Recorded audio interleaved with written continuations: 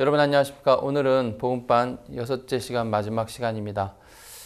새 언약에 대해서 오늘 좀 이야기를 하려고 합니다. 사람들도 약속을 하면 그 약속을 꼭 지키려고 하죠. 여러분도 혹시 친구와 약속을 해본 적 있습니까? 예, 아마 어긴 적도 많을 거예요. 예, 부모님 여러분하고 약속한 적 있습니까? 예, 사람들도 다시 말씀드리지만 약속을 하면 그 약속 꼭 지키려고 하는데요. 성경은 구약과 신약으로 나눠집니다. 성경은 한마디로 해서 약속에 대한 이야기입니다. 약속은 과거를 얘기하지 않죠. 미래를 얘기합니다. 성경은 쓰여진 시점에서 대부분 미래를 예언했습니다. 그 언약의 90% 이상이 맞았습니다. 10%는 틀린 게 아니고 10%는 앞으로 될 일들입니다. 예수님께서 두 번째 이 땅에 오실 때는 죄와 상관없는 자들 위해서 이 땅에 오신다 그랬는데요. 언제가 예수님 이 땅에 다시 오실 겁니다. 그때 그 이루어지지 않은 약속들이 이루어지게 될 겁니다. 예수님 이 땅에 오신 약속은 구약에 예언됐고 신약에 그 약속을 이루기 위해서 예수님 오셨고 예수님 그 약속을 다 이루었습니다. 그래서 새 언약, 오늘 말씀 주제는 새 언약입니다. 새 언약의 중심에는 예수님이 계시죠. 지금까지 우리가 요한복음 8장 말씀을 중심으로 좀 제가 말씀을 쭉 전했습니다. 살아가면서 사람들의 계획 속에 많은 꿈을 꾸지만 누구도 죄를 져야겠다, 악을 행해야겠다 그런 계획을 세우는 사람은 없을 겁니다.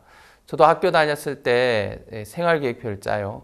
아침 몇 시에 일어나서 또 몇 시까지 씻고 밥 먹고 그다음 학교 가고 공부하고 돌아와서 또 책 읽고 자습하고 또 이제 좀 쉬었다가 자고 그런 이제 생활계획표를 짜는데 하루의 생활계획표도 짜지만 1년, 10년, 30년의 어떤 계획을 사람들이 세웁니다.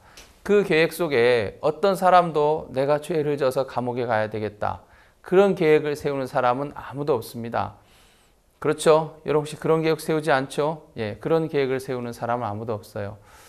요한복음에 가늠하다 현장에 잡힌 여자가 나오는데요. 이 여자에게도 아마 10살 때가 있었을 거예요. 만약에 타임머신이 없지만 타임머신이 있어서 그 시절로 돌아가서 그 여자하고 그 여학생이라고 해야 됩니까? 10살 어린 소녀하고 인터뷰를 한다면 넌 커서 꿈이 뭐니? 그럼 만약 그렇게 질문한다면 뭐 간호사가 되겠습니다. 아니면 좋은 엄마가 될 거예요. 뭐 이런저런 꿈을 얘기하겠죠. 그 꿈 중에 저는 나중에 커서 나쁜 짓을 해가지고 사람들에게 부끄러움을 당하고 결국은 돌에 맞아 죽을 겁니다. 그런 꿈을 꾸는 사람은 아무도 없어요. 대한민국에 교도소가 50개가 넘는답니다. 그 50개 넘는 교도소 안에 수감된 인원이 5만 명이래요. 1000명 중에 1명이 감옥 간다는 거예요. 누구도 내가 감옥 가야지 그런 꿈을 꾸는 사람은 아무도 없어요. 안타까운 이야기지만 통계학적으로 얘기하면 1000명 중에 1명은 감옥에 간다는 거예요. 대한민국 이혼율이 30%라 그럽니다. 10쌍이 결혼하면 3쌍이 이혼한다는 거예요. 최근에는 40%라 그래요. 그래서 왜 40%로 늘어났습니까? 물어보니까 결혼하는 비율은 많이 줄었답니다. 근데 이혼하는 비율은 그대로이기 때문에 이혼율이 40%가 된다 그러더라고요. 10쌍이 결혼하면 3쌍, 4쌍 이혼한다는 건데 저도 이제 목회를 하다 보면 사역을 하다 보면 많은 이제 청년 형제 자매들 이렇게 결혼을 시킬 때가 있어요.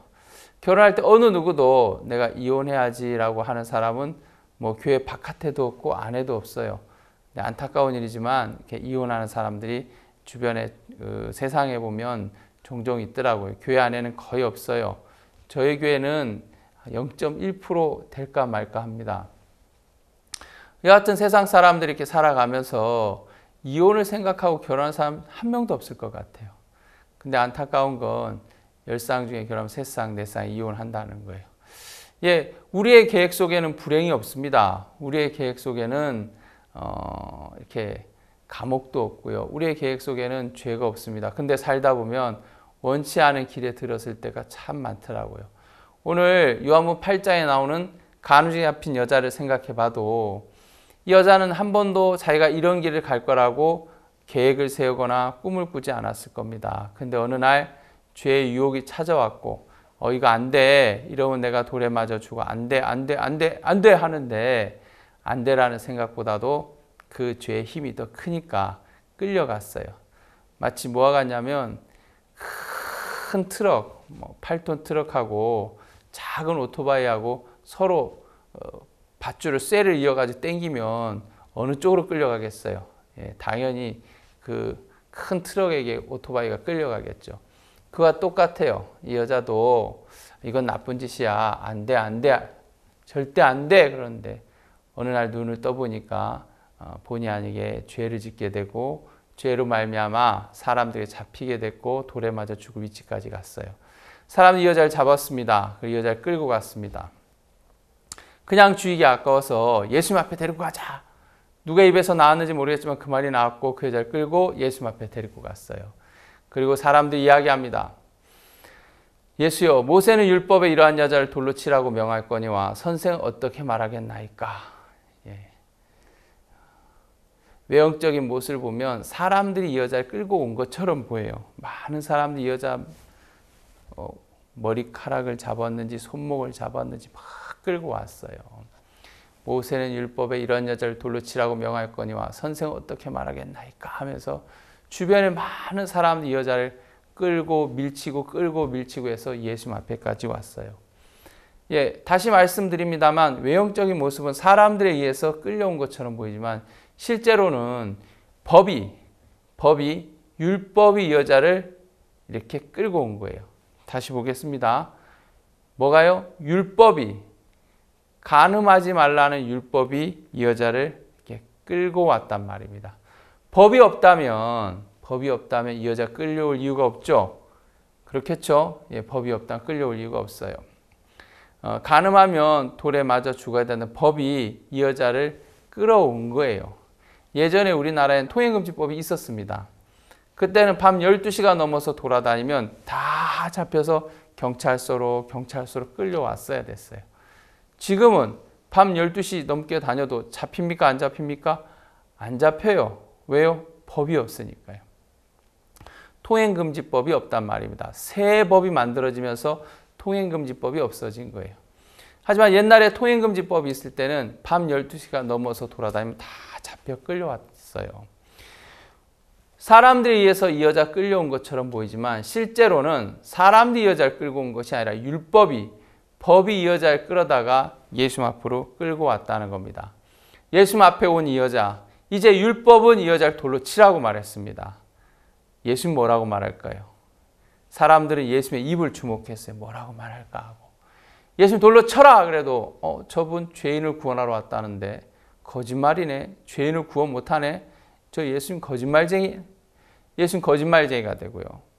예수님 불쌍하다. 돌로 치지 마라. 만약 그렇게 재판하면 예수님 하나님의 아들인데 하나님 직접 주신 율법, 모세의 율법을 예수님이 깨는 게 되기 때문에 사람들은 예수님을 올무에 걸려고 치라고 해도 걸리고 치지 말라고 해도 걸리는 예수님 올무에 걸려고 이 여자를 예수님 앞으로 끌고 온 거였습니다. 근데 너무 신기한 건 예수님의 재판은 달랐어요. 사람들이 기껏 생각한 건 율법의 재판밖에 없었어요. 율법에 이런 여자는 돌로 치라고 말했어. 과연 예수님 뭐라고 말할까? 그들이 갖고 있는 건 그 율법 하나밖에 없었어요. 예수님은 다른 법을 적용시켰단 말입니다. 율법은 모세에 의해서 하나님 모세에 의해서 이 땅에 내려보내게 됐는데요. 출애굽기 24장 12절에 보면 여호와께서 모세에게 이르시되 너는 산에 올라 내게로 와서 거기 있으라. 너로 그들을 가르치려고 내가 율법과 계명을 친히 기록한 돌판을 내게 주리라. 두 개의 십계명 돌판에 하나님께서 친히 십계명을 기록했단 말입니다. 그 두 개의 돌판을 가지고 이 땅에 모세가 내려왔습니다. 근데 그 두 개의 돌판을 갖고 내려왔을 때 이스라엘 백성들이 우상을 섬기고 제1계명, 2계명을 깼기 때문에 그 법이 내려온 날 이스라엘 백성 3,000명이 죽게 돼요. 모세는 그 사건을 보게 되면서 두 개의 돌판을 산 아래로 던지게 되고 두 개의 돌판이 이제 깨지고 깨지게 됩니다. 하나님은 다시 모세로 하여금 다시 두 개의 돌판을 들고 올라가 그럽니다. 우리 출애굽기 31장 18절을 보겠습니다. 여호와께서 시내산 위에서 모세에게 이르시기를 마치신 때에 증거판 둘을 모세에게 주시니 이는 돌판이요 하나님이 친히 쓰신 것이더라. 율법은 이 땅에 올 때 2번 왔어요. 2번 기록했단 말입니다. 하나님이 친히 쓰셨어요. 법이라는 건 문서화되어 있죠. 문서화돼서 그 문서가 결국 우리를 법으로 끌고 가는데 하나님 주신 십계명, 그 십계명 2개의 돌판에 기록된 십계명은 2번 이 땅에 왔습니다. 예수의 심판이 달랐다 그랬는데요. 예수님도 사람들이 저런 여자 돌로 치라고 말했을 때 먼저 아무 말도 안 하고 땅에다 글을 썼습니다. 어디다 글을 썼다고요? 땅에다가 이렇게 기록을 했어요. 무슨 내용을 썼는지는 아무도 몰라요. 왜 모르겠습니까? 성경에 기록되어 있지 않기 때문에 아무도 몰라요. 중요한 건 예수님 땅에다 글을 쓰셨다는 겁니다. 그리고 예수님이 일어나셔서 한마디 하셨습니다. 너희 중에 죄 없는 자가 먼저 돌로 쳐라. 그리고 예수님 땅에다 또 기록을 하셨어요. 2번 기록하셨어요. 그리고 딱 일어나서 보니까 아무도 없는 거예요. 어른을 시작하여 아이까지 양심의 가책을 받고 돌을 놓고 다 돌아갔습니다. 예수님이 여자에게 물어봤습니다. 여자야, 너를 정죄한 자가 어디 있느냐? 주여 없나이다. 나도 너를 정죄하지 않겠다 그랬습니다. 예수님께서 여자에게 나도 너를 정죄하지 않겠다. 정죄하지 않겠다는 말이 뭡니까? 죄로 정하지 않겠다. 죄가 없다 그 말이에요. 율법은 이 여자를 죄인으로 규정했는데 예수님이 이 여자에게 죄가 없다는 판결을 내렸습니다. 지난 시간에 말씀드렸는데요. 예수님은 입법자이기도 하고 재판자이기도 했다 그랬습니다. 여러분, 죄를 지은 사람이 자기를 재판하는 것이 아닙니다. 내가 도둑질을 했다 그래서 재판소에 가서 내가 도둑질했습니다. 징역 5년 살고 오겠습니다. 판사가 뭐라 그러겠습니까? 너 판사 아니야? 내가 판사야. 네가 뭔데 죄 있다 없다 결정해? 아마 그렇게 얘기할 것 같아요. 여러분, 죄가 있다 없다 결정 판사가 하는 거예요. 근데 예수님께서 이 여자에게 분명히 이 여자가 죄를 졌는데 율법에는 이런 자를 돌로 치라고 말했는데 예수님은 다른 법을 적용하더라는 겁니다. 나도 너를 정죄하지 않겠다. 마치 로마서 8장 1절에 그러므로 그리스도 예수 안에 있는 자에겐 결코 정죄함이 없다 그랬습니다. 우리 요한복음 8장을 한번 보겠습니다. 9절입니다. 저희가 이 말씀을 듣고 양심의 가책을 받아 어른으로 시작하여 젊은이까지 하나씩 나가고 오직 예수와 그 가운데서는 여자만 남았더라 그랬어요. 예수님께서 너희 중에 죄 없는 자 먼저 돌로 치라는 말씀하시고 땅에 글을 쓰시고 일어나 보니까 아무도 없었어요. 다 갔어요. 근데 성경은 뭐라고 기록했냐면 하나씩 나가고 오직 예수와 그 가운데 섰는 여자만 남았더라. 이 여자가 어디 안으로 들어왔냐면 예수 안으로 들어왔단 말입니다. 이 여자가 예수님 안에 속해졌어요. 예수님 안에 속해졌을 때 예수님은 이 여자에게 다른 법을 적용하더라는 거예요. 새 언약이죠. 율법은 이 여자를 정죄했는데 율법대로 이 여자를 재판하면 이 여자는 돌에 맞아 죽어야 돼요. 근데 예수님은 그냥 정죄하지 않은 것이 아니라 어떤 기준, 다른 법을 기준으로 해서 이 여자를 재판했다는 겁니다. 율법도 이 땅에 2번 내려온 것처럼 예수님도 새 언약을 기록할 때 물론 그 예수님이 땅에다 기록한 내용이 뭔지는 나와 있지 않지만 2번 기록했다는 걸 우리가 좀 마음에서 생각했으면 좋겠습니다. 율법도 이 땅에 2번 내려왔고 예수님도 땅에다 2번 기록하시고 난 후에 나도 너를 정죄하지 않겠다 그랬어요. 우리 예레미야 31장 31절에 보면 나 여호와가 말하노라 보라 날이 이르리니 내가 이스라엘 집과 유다 집에 새 언약을 세우리라 그랬어요. 무슨 언약이라고요? 새 언약을 세우겠다 그랬습니다. 좀 더 보겠습니다. 나 여호와가 말하노라 이 언약은 내가 그들의 열조의 손을 잡고 애굽 땅에서 인도하여 내던 날에 세운 것과 같지 아니할 것은 내가 그들의 남편이 되었어도 그들이 내 언약을 파하였음이니라. 이 말씀이 뭡니까? 하나님께서 이스라엘 백성들을 애굽에서 나오게 했을 때 그때 준 약속이 있다는 거예요. 내가 너희들의 열조의 손을 잡고 애굽 땅에서 인도하여 내던 날에 세운 것과 같지 않다. 내가 주는 이 새 언약은 그때 너희들이 열조의 손을 잡고 애굽 땅에서 나왔을 때 준 언약과 같지 않다. 왜 그러냐면 내가 그들의 남편이 되었어도 그들이 내 언약을 파하였음이니라. 내가 율법을 줘봤지만 율법을 다 깨버렸기 때문에 율법으로 의롭게 될 수 없기 때문에 내가 새 언약을 주겠다고 약속한 거예요. 31장 33절에 보면 예레미야입니다. 나 여호와가 말하노라. 그러나 그날 후에 내가 이스라엘 집에 세울 언약은 이러하니 곧 내가 나의 법을 그들의 속에 두며 그 마음에 기록하여 나는 그들의 하나님이 되고 그들은 내 백성이 될 것이라. 예, 그날 후에 제가 좀 빨갛게 표현했습니다. 빨간 글자로 그날 후에. 법이라는 건 어떤 실행되는 기점이 있는 거예요. 예전에 대한민국에 김영란법이라는 게 없었습니다. 여러분들 들어본 친구도 있고 못 들어본 친구도 있을 겁니다. 5만 원 이상의 돈을 주면 그게 뇌물이 돼가지고 그 벌을 받게 되는 법이 김영란법이에요. 뇌물을 주지 않게 만들려고 이제 그런 법을 만든 거예요. 근데 그 법이 실행되기 전에 앞으로 이런 법이 실행될 거라고 이제 계속 이제 공고를 했습니다. 그리고 한 날을 기점에서 그날부터 이제 그 법이 적용이 되는 거예요. 지금 예레미야 31장도 나 여호와가 말하노라. 그러나 그날 후에 어떤 한 날을 기점으로 해서 하나의 새 언약을 세우겠다 그랬습니다.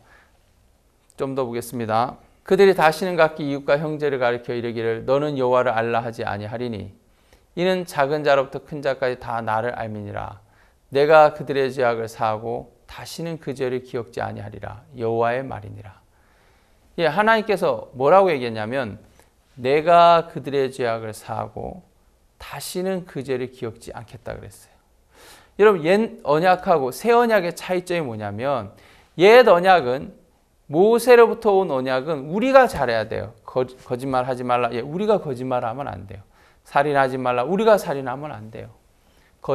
우리가 미워하면 안 되고 우리가 탐심을 품으면 안 되고 우리가 안식일을 어기면 안 되고 십계명의 특징은 내가 잘해야 돼요. 내가. 근데 새 언약의 특징은 이제 내가 잘해야 되는 게 아니에요. 하나님이 하시겠다는 겁니다. 31장 34절에 내가 그들의 죄악을 사하고 다시는 그 죄를 기억지 아니하리라. 여호와의 말이니라 그랬어요. 내가 그들의 죄악을 사하고 하나님이 그들의 죄, 우리의 죄를 사하겠다는 거예요. 좀 일방적인 거죠. 우리 보러 무엇을 잘하라는 내용이 아닙니다. 왜요? 잘하라고 해봤는데 수천 년 동안 율법을 통해서 잘하라고 해봤는데 잘한 사람 있습니까? 없습니까? 한 명도 없는 거예요. 한 명도. 율법의 행위로 의롭게 되는 사람이 아무도 없었단 말입니다. 그렇죠? 그 로마서에 율법의 행위로 의롭다 하시면 얻을 육체가 없나니 율법으로는 죄를 깨달음이니라 그렇게 말씀하셨는데 실제로 예수님 오시기 전 1500년 전에 이 땅에 율법이 왔는데 예수님 오시기 전 1500년 전부터 예수님이 오신 지금 2020년이 지났는데 율법을 지킨 사람은 지금까지 한 명도 없었어요.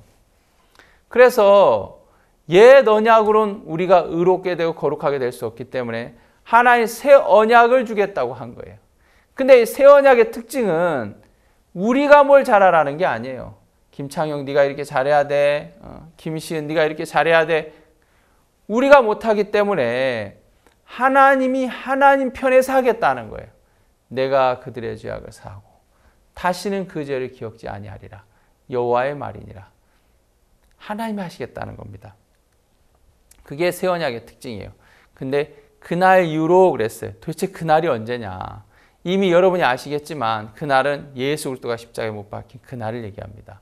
예수님이 이 땅에 오셔서 우리의 죄에 싹신 사망을 지불한 그날 이후. 그래 모세의 법은 약 1491년 BC 1491년 전에 왔어요. 그 지금 우리 2020년에 살아요. 성경은 다 그날을 얘기하고 있어요. 그날. 여러분 지금 그날 이후에 한 말씀이 어디입니까? 예레미야 말씀이죠. 예레미야는 구약이에요. 예수님 수백 년 전 사람이에요. 그 구약 시대를 살았던 예레미야가 그날을 얘기했단 말입니다. 마치 예레미야는 뭐와 같냐면 여러분 멀리 있는 달을 코앞으로 보기 위해서 사람들이 뭘 이용합니까? 망원경을 이용하죠. 예, 망원경을 이용하면 저 멀린 달이 내 눈앞으로 와요. 그런 것처럼 예레미야는 앞으로 수백 년 후에 오실 예수님을 말씀이라는 망원경으로 봤어요. 말씀이라는 망원경으로 끌어와 당겼단 말입니다. 마치 코앞에서 눈앞에서 이루어지는 것처럼 그는 봤어요. 그래서 예레미야는 새 언약을 사모했습니다. 예레미야는 율법 시대에 살고 있었지만 예수님이 오시지 않았지만 예레미야 마음을 들어가 보면 나는 율법으로 얻게 될 수 없어. 그렇기 때문에 나한테는 새 언약이 필요해. 여러분도 똑같습니다. 여러분 율법으로 이 땅에 의롭게 되신 사람 한 명도 없습니다. 그래서 우리가 율법을 바라봐야 되는 것이 아니라 예레미야가 앞으로 오실 예수님을 바라본 것처럼 여러분도 예수님을 바라보는 거예요. 이사야는 예수님 태어나기 700년 전 사람이에요. 이사야가 뭐라 그랬습니까? 그가 찔림은 우리의 허물이 인함이요 그가 상함은 우리의 죄악의 인함이라. 그가 징계를 받음으로 우리가 평화를 누리고 그가 채찍에 맞음으로 우리가 나음을 입었도다 그랬어요. 우린 다 양 같아서 그릇 행하여 각기 제 길로 갔거늘 여호와께서는 우리 무리의 죄악을 그에게 담당시키셨도다 그랬어요. 시킬 것이다 안 그랬어요.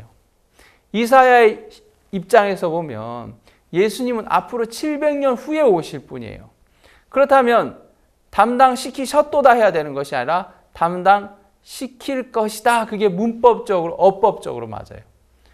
불어 성경은 이사야서에 미래형을 쓰지 않고 담당시키셨도다 하면서 과거 완료형을 써버렸어요. 뭘 얘기합니까? 예레미야는 앞으로 올 일이지만 그 마음이 이미 이루어져 버린 거예요. 약속이 이루어져 버렸단 말입니다. 이사야도 마찬가지예요. 이루어져 버렸어요. 새 언약이지만 내가 바라볼 건 저 새 언약밖에 없어. 새 언약 그날 내가 의롭게 돼. 그날 내가 거룩하게 돼. 그래서 예레미야 마음에는 그날이 와버렸어요. 이사야 마음에도 그날이 와버렸어요. 아시겠습니까? 성경은 다 그날을 얘기해요. 한 날을 얘기해요. 우리가 무엇을 잘해야 되는 시대는 끝났단 말입니다. 여러분과 내가 잘해서 의롭게 되고 깨끗하게 되고 하늘나라 가는 시대는 끝났어요. 절대 우린 잘할 수 없어요. 잘한 게 많습니까? 실수할 때가 있습니까? 예, 실수할 때가 있죠. 예, 실수할 때가 많은 사람이고 실수할 때가 적은 사람이 있을지 모르겠지만 많든 적든 여러분 죄를 많이 져야지 지옥 갑니까? 하나만 져도 지옥 갑니까? 예, 하나만 져도 멸망을 받아요. 그래서 우리가 의롭게 되는 것은 우리로 말미암아 되는 게 아니란 말입니다.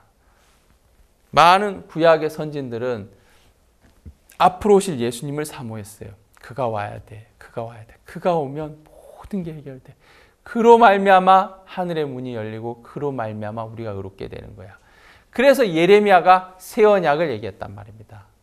그날 후로 세울 언약은 이것이니 하면서 그날을 얘기했어요. 그날 내가 그들의 죄악을 사하고 내가 그들의 죄악을 다시는 기억지 아니하리라. 한 날을 얘기했단 말입니다. 한 날. 그 한 날이 중심이 돼서 정확하게 말하면 이 세상의 모든 죄가 끝나는 거예요. 그래서 새 언약을 이사야는 예수님 태어나기 전에 사모했고 우리는 2020년도에 살고 있는 우리는 지금 그날을 바라봤고 사모하는 거예요. 이야기를 조금 더 해보겠습니다. 구약시대 때 죄를 지면 죄는 절대 그냥 씻어지는 게 아닙니다. 한 번은 제가 차를 운전하고 가는데 교통법규를 하나 어겼어요. 큰 걸 어긴 게 아니라 안전벨트를 안 맸습니다. 안전벨트 안 매고 이렇게 운전하고 가는데 경찰 아저씨가 죄송한 얘기인데 한쪽에 이렇게 숨어 있다가 딱 나타났어요. 그래서 저한테 안전벨트 안 맸다고 벌금을 내라 그러더라고요. 제가 좀 속이 상했어요. 무슨 경찰이 숨어서 딱 나와서 안전벨트 안 맸다고 벌금 내라 그래. 내가 벌금 내놔봐라 그래. 안 냈어요. 몇 달을 안 냈는데 경찰청에서 편지가 왔습니다. 당신 벌금 안 내서 과태료가 붙어 45,000원이 됐습니다. 아주 깨알 같은 글씨로 편지가 왔어요. 계속 벌금을 안 내면 벌금이 60만 원까지 됩니다. 그래도 벌금을 안 내면 법무부가 운영하는 호텔에 가야 됩니다. 여러분 법무부가 운영하는 호텔이 뭔지 아세요? 네, 교도소에 가야 된대요. 돈 3만 원 때문에 교도소 간다고 생각하니까 안 되겠다 싶어서 제가 이 값을 내야겠다 싶어가지고 얼마로 올랐다고요? 과태료 15,000원부터 45,000원이 됐어요. 그래서 이제 45,000원 들고 그 지로 영수증 가지고 경찰서에 갔어요. 경찰서에서 받더라고요. 딱 내밀고 45,000원 딱 냈어요. 그 영수증 달라 그랬어요. 영수증 딱 주더라고요. 그 다음부터 저를 잡아갑니까? 안 잡아갑니까? 그 죄로는 못 잡아가는 거예요. 여러분, 죄는 눈물을 흘린다고 없어지는 게 아니에요. 죄는 막 용서를 구하고 싹싹 빈다고 없어지는 게 아니에요. 죄는 반드시 값을 지불해야 돼요. 뭘 지불해야 된다고요? 값을 지불해야 돼요. 그래서 죄가 어떻게 처리되는지 성경 레위기서에 자세히 나와요. 레위기 4장 27절에 보면 만일 평민의 하나가 부지 중에 죄를 범하였다가 그 범한 죄의 깨우침을 받거든 그는 흠 없는 암염소를 끌고 와서 그 염소의 머리에 안수하라 그랬습니다. 우리가 며칠 전에 이 죄를 넘기는 이야기 제가 말씀드렸죠. 예, 그렇게 염소의 머리에 안수하면 죄가 넘어간다고 하나님이 약속을 했어요. 눈으로 보이는 건 아니에요. 하나님이 약속했단 말입니다.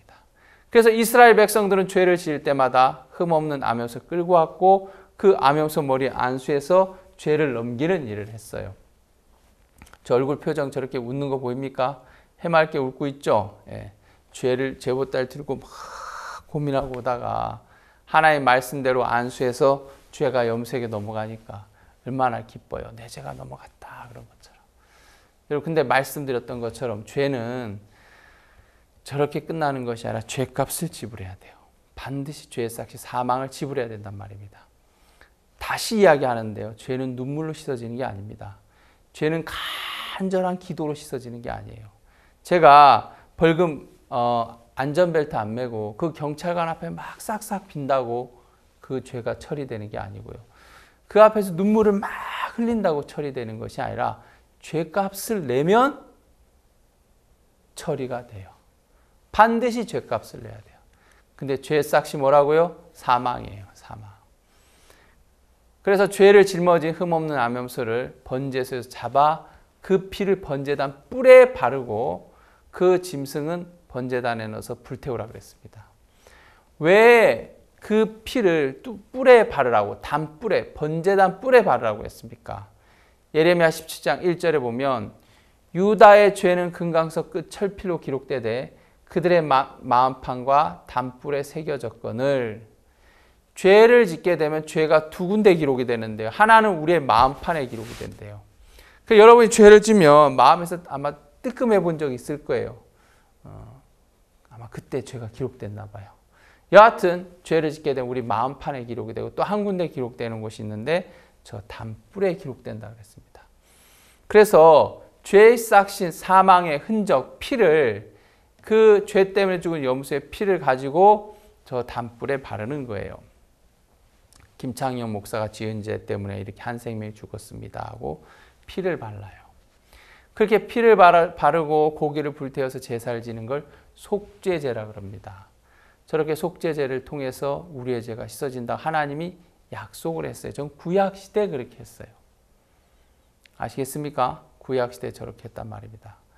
히브리서에 보면, 히브리서 10장에 보면 율법은 장차오는 좋은 일의 그림자요 참 형상이 아니므로 해마다 늘 드리는 같은 제사로 언제든지 온전케 할 수 없느니라 그랬습니다. 예, 율법은 장차오는 좋은 일의 그림자요 참 형상이 아니다. 저렇게 구약시대 때 율법을 따라서 죄를 지었을 때 양이나 염소를 잡아 들여서 피를 흘리고 그 피를 번제단 뿔에 발라서 제사를 드리는 것은 그림자지 실제는 아니라는 거예요. 모형이지 실상은 아니라는 거예요. 그럼 실상이 따로 있다는 얘기죠. 예, 그 실상이 누구냐면 바로 예수님을 얘기해요. 예수님 이 땅에 오셨습니다. 그리고 예수님 누굴 만났냐면 세례 요한을 만났습니다. 예수님께서 세례 요한에게 이야기합니다.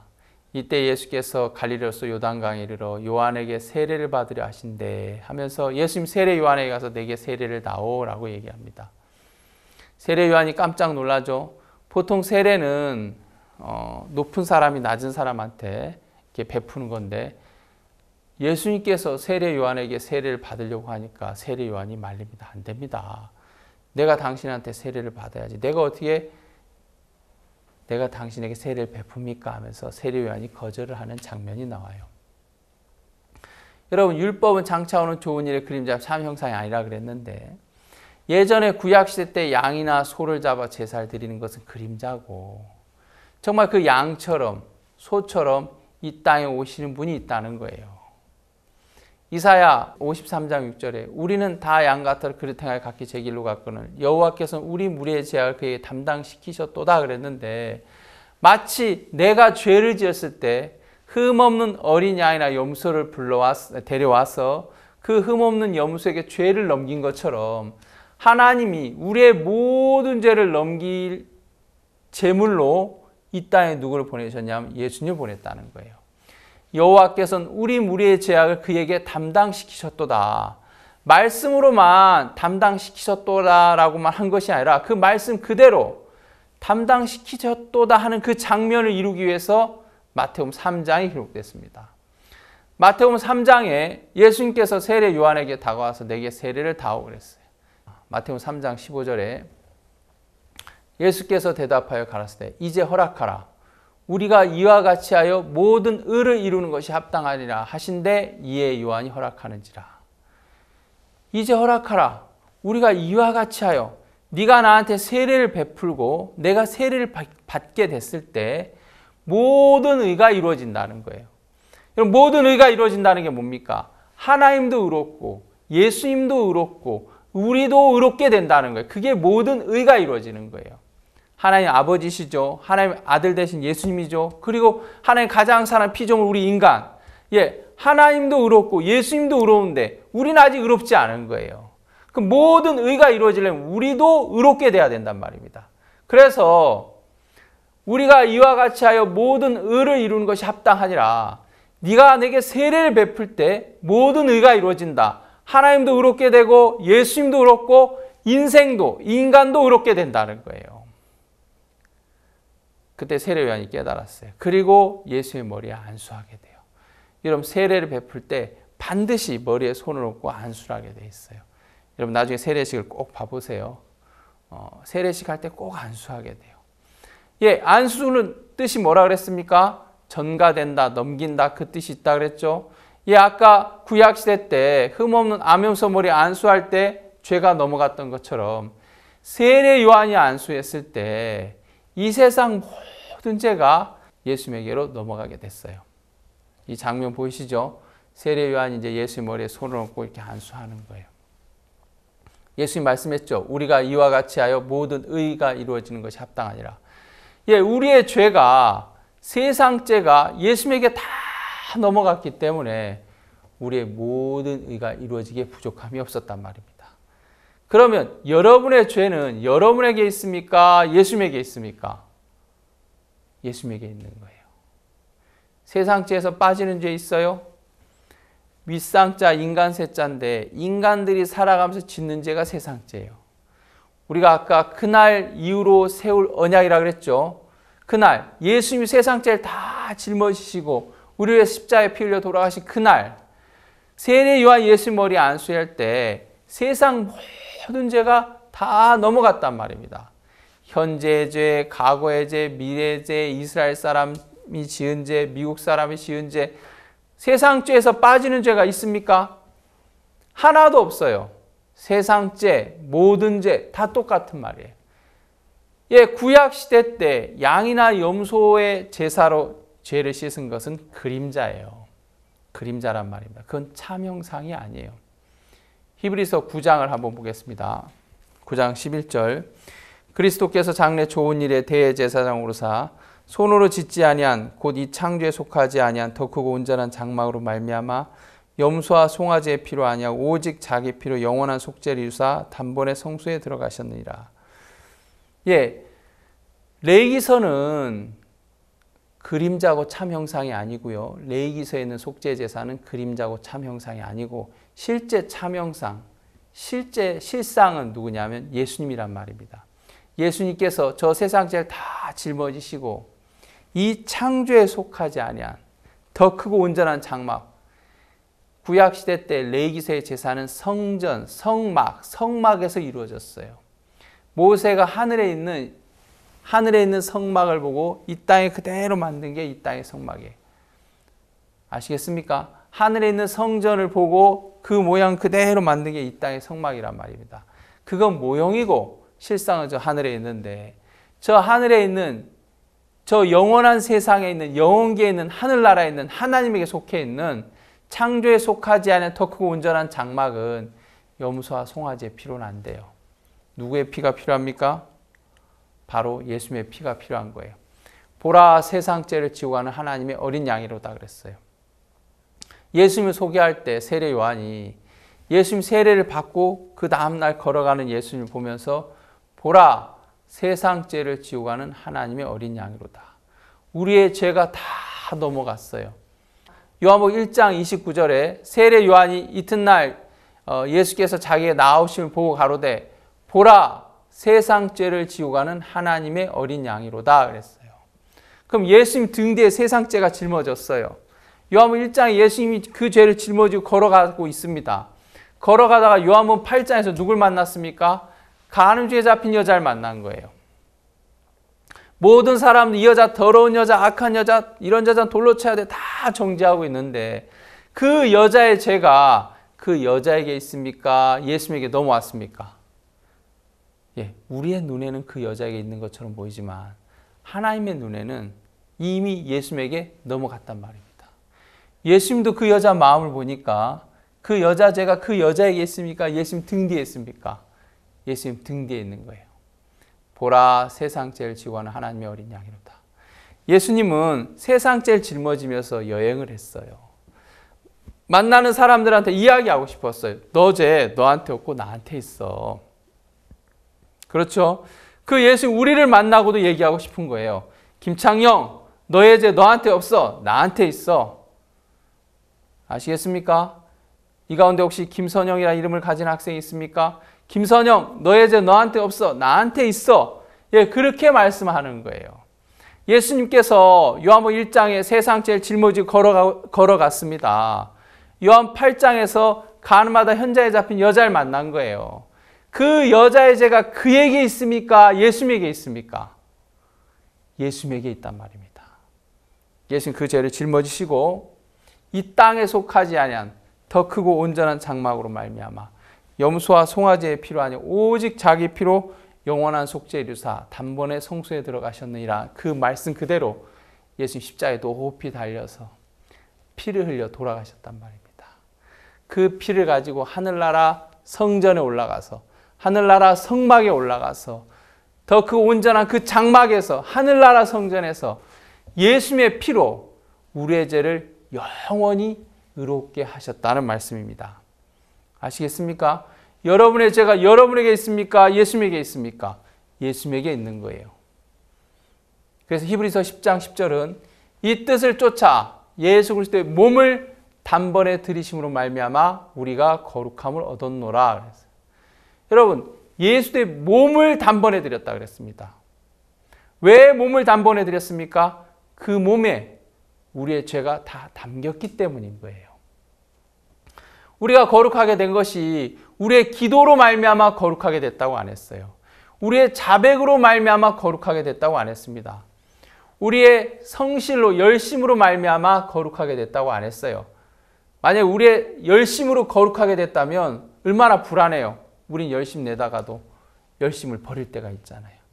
열심히 공부하다가 열심히 안 할 때 있잖아요. 그렇죠? 열심히 성경 읽다가 딴짓할 때 있잖아요. 이 뜻을 쫓아 예수 그리스도의 몸을 단번에 들이심으로 말미암아 우리가 거룩함을 얻었노라. 여기 컵이 있어요. 제가 목마를까 봐 이렇게 컵을 준비했는데 물을 마시라고 이 안에다 물을 담아줬어요. 물 참 맛있네요. 여러분, 이걸 준비한 분이 왜 이렇게 컵에다 담습니까? 그냥 물 마시라고 휙 던지면 되죠. 그러면 말이 안 되겠죠. 그래서 이 컵에다가 물을 담은 거예요. 그래서 이 물컵이에요. 예수님도 몸이 필요했어요. 우주 만물을 지신 하나님이 이 땅에 몸을 입고 오신 분이 예수님인데 왜 몸이 필요했습니까? 이 몸에다가 뭘 담으려고요? 죄를 담으려고요. 누구의 죄를 담으려고요?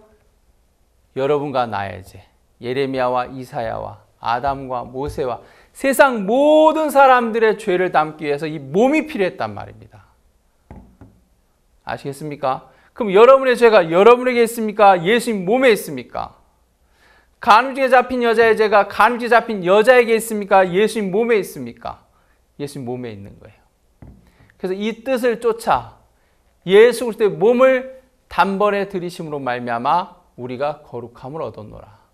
예, 우리가 거룩하게 되는 것은 우리의 행위로 말미암는 것이 아니라 새 언약처럼 그날 이후에 우리로 하여금 세울 언약은 내가 그들의 죄악을 사하고 그 죄를 다시 기억하지 않는다 그랬는데 누가 우리의 죄를 사한다고요? 하나님이 하나님의 방법대로 우리 죄를 씻겠대요. 그 하나님의 방법이 뭐냐면 예수의 몸에 우리의 죄를 담아서 단번에 십자가에 들이심으로 말미암아 우리가 거룩하게 되는 거였어요. 그래서 히브리서 10장 10절에 이 말씀이 있는 겁니다. 여기 간음죄에 잡힌 여자가 있습니다. 근데 이 여자를 율법으로 재판하면 사망이에요. 돌로 때려 죽여야 돼요. 똑같은 간음죄에 잡힌 여자인데 율법이 아니라 예수의 재판은 달랐다 그랬죠.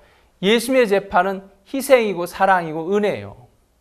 예수님이 이 여자를 향해서 재판을 합니다. 나도 너를 정죄하지 않겠다. 정죄한다고요? 안 한다고요? 정죄하지 않는데요. 죄가 없대요. 나도 너를 정죄하지 않으니 가서 다신 죄를 범치 말라. 예수님의 재판은 다른 사람들의 재판과 달랐어요. 율법을 갖고 있는 사람들이 이 여자를 돌로 쳐야 된다. 사망을 재판했고 예수님은 나도 너를 정죄하지 않겠다 하면서 생명의 말씀을 전해주더라고요. 요한일서 1장 4장 10절에 보면 사랑은 여기 있으니 우리가 하나님을 사랑한 것이 아니요 오직 하나님 우리를 사랑하사 우리 죄를 위하여 화목제로 그 아들을 보내셨음이니라 그랬어요. 여러분 오늘 제가 좀 말씀을 많이 읽는데요. 여러분 예수님의 재판은 사랑이고 희생이고 은혜인데 성경은 사랑이 여기 있다. 우리가 하나님을 사랑한 게 아니다. 오직 하나님이 우리를 사랑해서 우리 죄를 위하여 화목제로 그 아들을 보내셨다 그랬어요. 이렇게 한번 읽어볼게요. 사랑은 여기 있으니 간음죄에 잡힌 여자가 하나님을 사랑한 것이 아니요 오직 하나님이 간음죄에 잡힌 여자를 사랑하사 간음죄에 잡힌 여자의 죄를 위하여 화목제로 그 아들을 보내셨습니다. 이렇게 읽어도 되겠죠? 예, 그 여자가 한 일은 간음한 일, 죄를 지은 일을 했어요. 하나님이 하신 일은 뭡니까? 그 여자를 사랑했고 그 여자의 죄를 위해서 화목제로 아들을 보내셨단 말입니다. 그게 사랑이에요. 그 사랑의 법으로 이 여자를 재판하니까 죄가 없더라는 겁니다. 의롭다는 거예요. 로마서 8장 1절에 그러므로 이제 그리스도 예수 안에 있는 자에 결코 정죄함이 없나니 이는 그리스도 예수 안에 있는 생명의 성령의 법이 죄와 사망의 법에서 너를 해방하였습니다. 예, 그리스도 예수 안에 있는 자에게 결코 정죄함이 없다. 요즘 날씨가 덥습니다. 덥고 습합니다. 근데 좋은 에어컨은 습기를 다 빨아당겨요. 그리고 신선한 공기를 내놔요. 그게 정말 좋은 에어컨이에요. 예, 밖은 습기가 많은데 에어컨이 딱 들어옴으로 말미암아서 이 방 안에 있는 습기를 다 끌어당긴단 말입니다. 그와 똑같습니다. 하나 예수님을 보냈어요. 이 세상이 죄악으로 가득 찼는데 마치 습기로 가득 찬 방 안에 에어컨이 등장함으로 말미암아서 그 습기를 다 빨아당기고 신선한 공기를 내뱉는 것처럼 하나님이 이 죄악으로 가득 찬 이 세상에 예수님을 보냈어요. 그 예수님께서 죄를 다 빨아당겼어요. 그리고 그 죄를 다 등에 짊어졌단 말입니다. 그리고 십자가에 못 박혀 돌아가시로 말미암아 우리에게 거룩을 쏟아냈어요. 온전함을 쏟아냈어요. 이 뜻을 쫓아 예수 그리스도의 몸을 단번에 들이심으로 말미암아 우리가 거룩함을 얻었노라. 우리는 죄악 덩어리인데 죄밖에 없는데 하나님 예수님 보내서 우리의 죄를 다 빨아당겼고 그 예수님 십자가에 못 박혀 죽게 함으로 말미암아 에어컨에서 어떤 그 기능으로 말미암아서 습기가 다 제거되고 시원하고 신선한 공기가 나오는 것처럼 예수님의 그 십자가의 그 작동으로 그 은혜로 그 사랑의 동작으로 말미암아서 작동으로 말미암아서 우리의 죄가 다 끝나고 거룩함이 온전함이 깨끗함이 이 세상에 쫙 퍼졌다는 거예요. 아시겠습니까? 의롭게 됐다는 겁니다. 그럼 이제 그리스도 예수 안에 있는 자에게 결코 정죄함이 없나니. 예수 안에 있는 자에게 정죄함이 없다. 에어컨이 있는 방 안에 있는 사람에게 습기가 없다. 그 말하고 똑같아요. 이는 그리스도 예수 안에 있는 생명의 성령의 법이 죄와 사망의 법에서 너를 해방하였음이니라. 요한일서 1장 9절 자백의 의미를 조금 더 설명하겠습니다. 회개 자체가 나쁜 건 아닙니다. 구원받고 난 이후에도 잘못되면 돌이키고 회개해야 됩니다. 사람들이 우리 교회는 회개하지 않는다 그런 거짓말을 해요. 그렇지 않아요. 우리 교회만큼 회개 잘하는 교회가 없어요. 회개는 돌이킨다는 거예요. 하나님께로 돌이킨다는 거예요. 내가 가던 방향이 잘못됐기 때문에 내 방향에서 이제 하나님의 방향으로 돌이키는 게 회개예요. 지은 죄를 낱낱이 고백하는 게 그 회개의 한 부분이죠. 그거는. 좀 더 설명해 보겠습니다. 요한일서 1장 7절에 저가 빛 가운데 계신 것 같이 우리도 빛 가운데 행하면 우리가 서로 사귐이 있고 그 아들 예수의 피가 우리를 모든 죄에서 깨끗게 하실 것이요 그랬어요. 여러분, 하나님과 우리의 사귐의 시작은 죄사함이에요. 죄를 가운데 놔두고 하나님과 우리가 사귈 수가 없어요. 요한 1서는 사귐에 대한 이야기예요. 하나님과 우리가 사귐을 갖고 끊임없이 사귐을 갖는 이야기인데 사귐의 첫 번째 조건은 죄사함이란 말입니다. 여러분과 나 사이에 만약에 여러분과 나 사이에 빚이 있다고 해봅시다. 한 1억이라는 빚이 여러분과 나 사이에 있어요. 사이좋게 지내려고 해도 빚이 1억이 있으면 그 1억 원의 빚 때문에 이렇게 좋은 관계가 될 수가 없어요. 좋은 관계가 되고 사귐이 되려면 그 빚이 먼저 해결돼야 돼요. 그렇겠죠? 당연한 얘기겠죠? 그와 똑같아요. 하나님과 우리 사이에 죄가 있는데 그 죄를 가운데 놔두고 하나님과 우리가 절대 하나가 될 수 없고 사귐이 될 수 없어요. 그래서 우리가 사귐이 되려면 하나님과 하나가 되려면 반드시 죄사함이 이루어져야 돼요. 그게 사귐의 시작이란 말입니다. 그래서 요한일서 1장은 이야기하기를 그 아들 예수의 피가 우리를 모든 죄에서 깨끗게 하실 것이요. 우리의 죄를 씻는 건 예수님의 피밖에 없다 그 뜻입니다. 나의 죄를 씻기는 예수의 피밖에 없네. 내 죄를 씻는 건 예수의 피밖에 없어요. 우리의 눈물이 죄를 씻는 게 아니에요. 우리의 자백이 죄를 씻는 게 아니란 말입니다. 아시겠습니까? 예수의 피가 나의 모든 죄를 씻는다 그랬어요. 요한 1서는 그런 죄사함을 받을 수 없는 사람에 대해서 써놨어요. 예수님이 이 땅에 죄를 사러 오셨고 죄를 다 사했는데 죄사함을 받을 수 없는 마음의 구조를 가진 사람이 있습니다.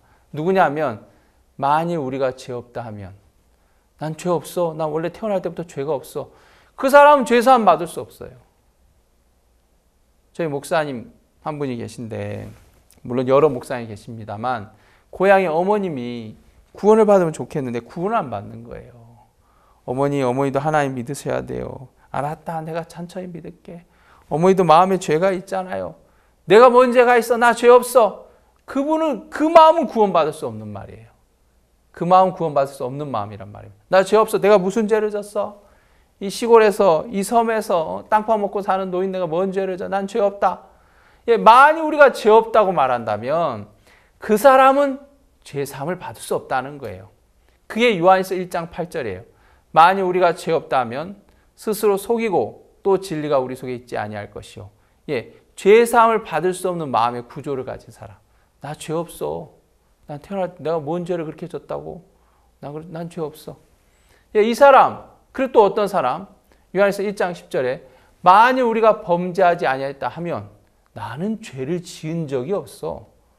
내가 무슨 죄를 져? 간음 그런 걸 왜 해? 살인 그런 걸 내가 왜 해? 요한 8장에 간음 중에 잡힌 여자나 간음했지. 내가 무슨 간음을 했어? 살인, 그 끔찍한 걸 왜 해? 만일 우리가 범죄하지 않았다 하면 하나님 거짓말하는 자로 만드는 것이니 또한 그의 말씀이 우리 속에 있지 아니하리라 그랬어요. 죄 없다고 말하는 사람, 범죄하지 않았다고 말하는 사람, 그 사람은 죄 사함을 받을 수 없어요. 성경에 그런 얘기가 나와요. 누가복음 18장에 보면 바리새인과 세리 두 사람이 하나님 앞에 기도하는 장면이 나와요. 바리새인은 서서 따로 기도하여 가로되 하나님이여 나는 다른 사람들 곧 토색 불이 간음하는 자들과 같지 아니하고 이 세리야도 같지 아니함을 감사하나이다. 나는 일에 2번 금식했고 또 소득의 11조를 드리나이다 하고. 이 사람 잘못한 거 있어요 없어요? 이 사람의 마음의 상태가 요한일서 1장 8절 10절의 상태예요. 나는 저 세리와 같지 않음을 감사합니다. 나는 다른 사람들과 같지 않음을 감사합니다. 나는 토색하지 않았습니다. 나는 불의하지 않았습니다. 나는 간음하지 않았습니다. 나는 소득의 11조를 냈습니다. 나는 일에 2번 금식했습니다. 이 사람 지은 죄가 있어요 없어요? 범죄한 적이 없어요. 이 사람 죄 없다고 쭉 얘기하는 거예요. 이 사람은 죄사함을 받을 수 없어요. 아시겠습니까? 이 상태가 바로 요한일서 1장 8절 10절 상태예요. 근데 세리는 멀리 서서 감히 눈을 들어 하늘을 우러러 보지도 못하고 다만 가슴을 치며 가로되 하나님이여 불쌍히 여기옵소서 나는 죄인으로소이다. 예, 이게 바로 요한일서 1장 9절의 상태예요. 만일 우리가 우리 죄를 자백하면 저는 미쁘시고 의로우사 우리 죄를 사하시며 모든 불의에서 우리를 깨끗게 하실 것이요. 그랬어요. 하나님 난 죄덩어리입니다. 난 죄밖에 없습니다. 난 내 스스로 나를 의롭게 할 수 없습니다. 난 머리에서 발끝까지 죄밖에 없습니다. 여러분 세리의 기도하고 바리새인의 기도가 좀 달라요. 물론 다르지만 완전히 달라요. 세리는 뭐라 그랬냐면 하나님 내가 도둑질했습니다. 내가 세금을 강탈하기 위해서 유대인들 괴롭혔습니다. 내가 거짓말했습니다. 내가 시기했습니다. 내가 질투했습니다. 그 얘기 안 하더라고요. 하나님이여 불쌍히 여기옵소서 나는 죄인으로소이다. 죄이란 말이 뭐예요? 여러분 오해하지 마세요. 제가 인종차별하는 거 아닙니다. 백인이란 말은 뭡니까? 말 그대로 머리끝부터 발끝까지 백인을 백인이라 그래요. 흑인은 뭐죠? 머리에서 발끝까지 흑인은 흑인이라 그래요. 이해되십니까? 예, 제가 여러분 이해를 돕기 위해서 이렇게 표현하는 거지 여러분 이렇게 인종차별 아닙니다. 오해 안 했으면 좋겠습니다. 나는 죄인으로소이다 이 말은 뭡니까? 나는 그냥 죄인이라는 거예요. 나는 죄인이라는 거예요. 이렇고 저렇고가 아니에요. 내가 거짓말했습니다. 시기했습니다. 질투했습니다. 이게 아니에요. 나는 죄인으로소이다.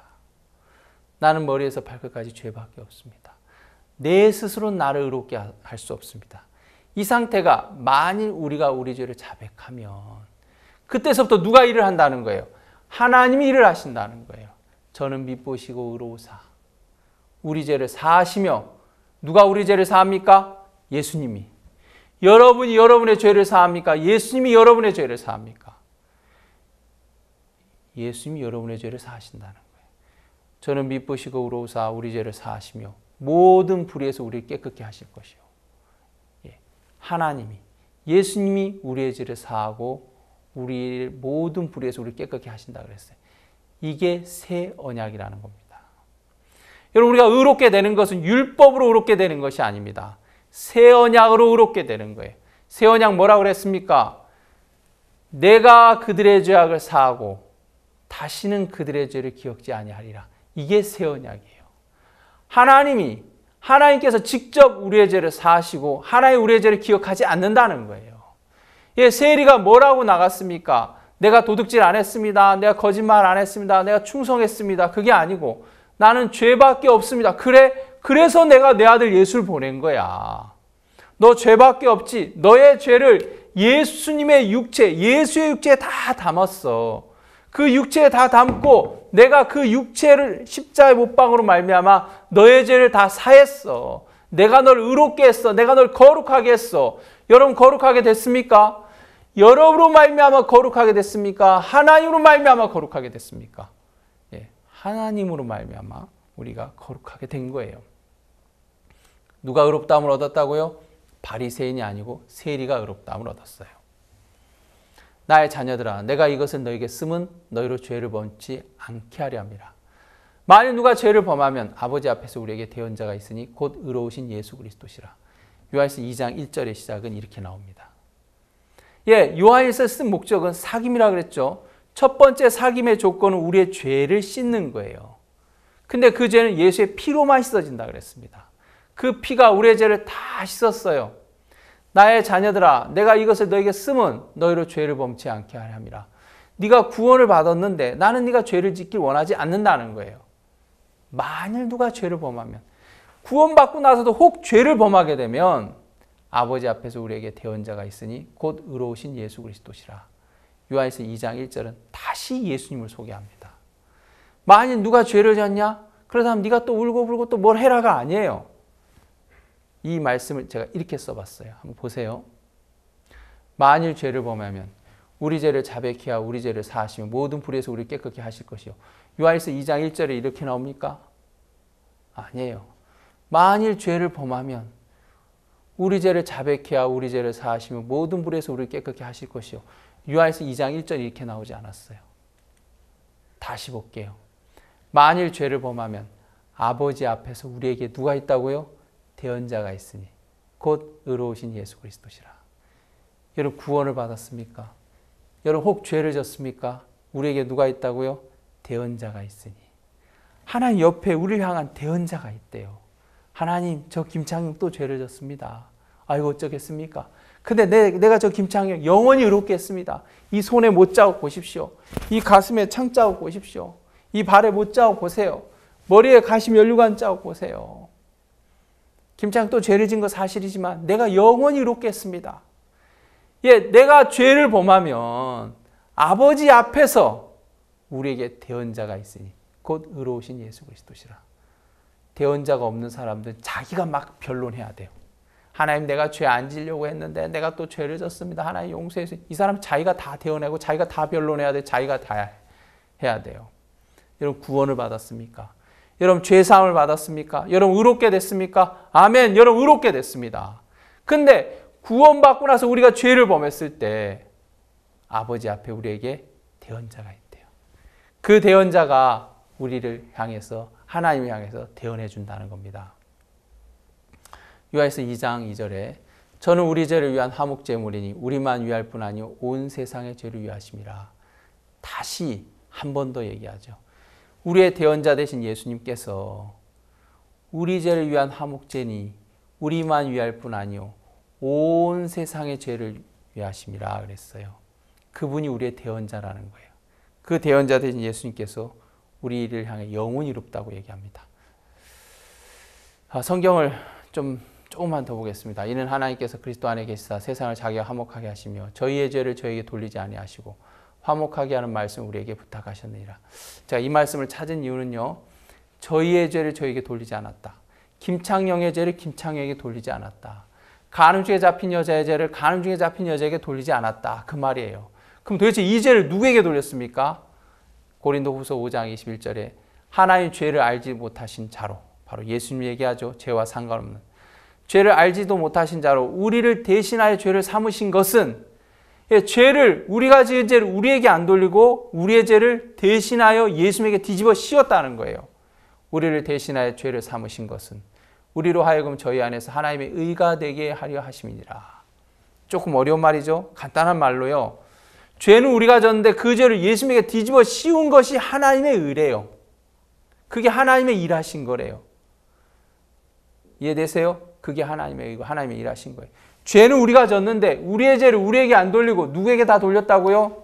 제가 아까 이 컵, 이게 예수님의 몸이라 그랬죠. 우리의 죄를 다 예수님에게 돌렸단 말입니다. 이게 하나님의 의예요.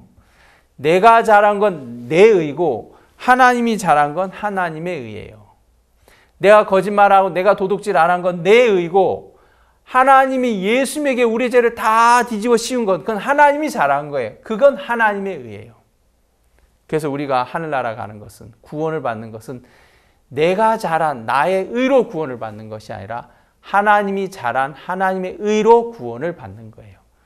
여러분 구원 받으셨습니까? 예, 하나님의 의가 여러분 의롭게 만들고 거룩하게 만들었습니다. 말씀 여기까지 전하겠습니다. 감사합니다.